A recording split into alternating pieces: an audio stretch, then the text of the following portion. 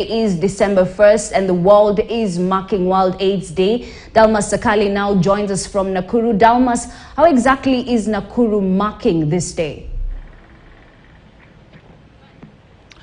Good morning, Ashley. Like you've said, the whole world today, the 1st of December each year, of course, is marking World AIDS Day, a day that is set aside, of course, to just look at the steps that have been taken in the war against HIV AIDS, and of course, at the same time, to mourn those that we've lost to the HIV AIDS pandemic. And like you've asked, Nakuru County, of course, is amongst the counties in this country that are having a high number of HIV infections. And today, this day shall be marked at Naivasha. Of course, there is a function at Naivasha expected to be presided over by the Nakuru County Governor or a representative of the same, even as the world is marking this day. But now, just to put into perspective, what are we talking about? Even as we're talking about World AIDS Day, this is, of course, a day that is being marked 38 years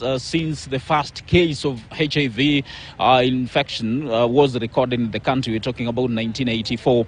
And the United Nations actually set aside this day 2 years later, that is 1988, being the first time that such a day was marked globally. And it is important to note that we're talking about more than 2 million people that are dying annually due to HIV stroke AIDS infections across the country, according to the current statistics.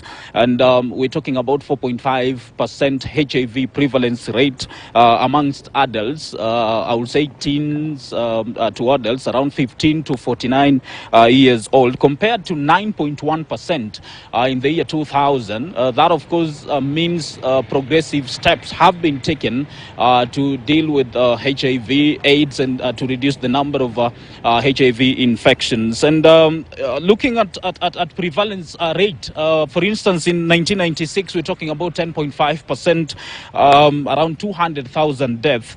So I will say it has been a step going forward. And one of the things that various stakeholders have also handled well in dealing with HIV stroke AIDS has been to reduce the number of cases reported around mother-child infections, of course, as regards issues to do with pregnant mothers and such like, because we're now talking about a reduction from 13.9% in 2013 to 9.7% last year.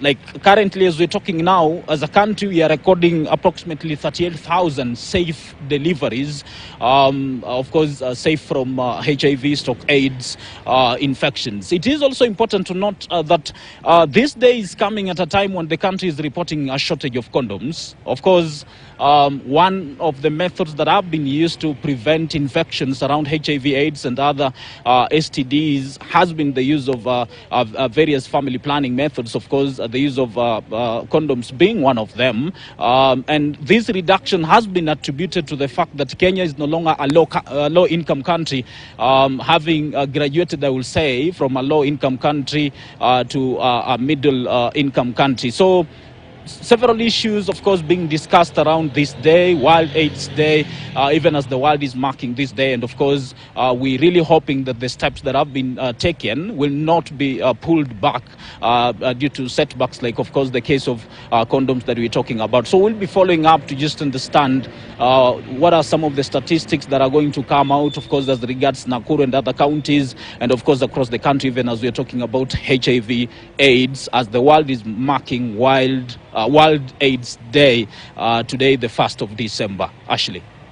Thank you so much, Dalmas Sakali, for that. Now, away from Nakuru, I want us to come back in Nairobi, where we're going to link up with Asha Fox to tell us what exactly is making news in the socials. Now, I know the first thing, Asha, is the Hustler Fund that was launched yesterday by President William Ruto. I was online and I saw the reactions that Kenyans had